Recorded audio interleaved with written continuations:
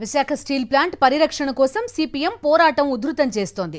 వచ్చే నెల జరగనున్న మహాసభలలో స్టీల్ ప్లాంట్ ప్రైవేటీకరణకు వ్యతిరేకంగా తీర్మానం చేయనున్నట్టు ఆ పార్టీ నేతలు స్పష్టం చేశారు.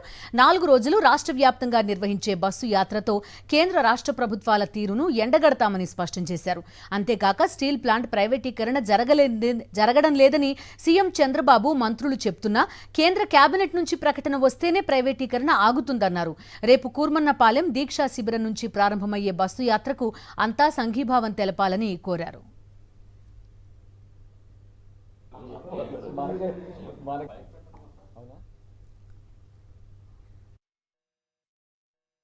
స్టీల్ ప్లాంట్కి కేంద్రం సొంత గనులు కేటాయించకుండా, రాష్ట్రం సొంత గనులు సాధించకుండా వైజాగ్ స్టీల్ ప్లాంటు లాభాల పాటు పడడం అసంభవం. కాబట్టి అసలు సమస్యని కేంద్రంతో ఒప్పిస్తారా, లేకపోతే నొప్పించేస్తారా, ఏ విధంగా చేస్తారో చేయండి.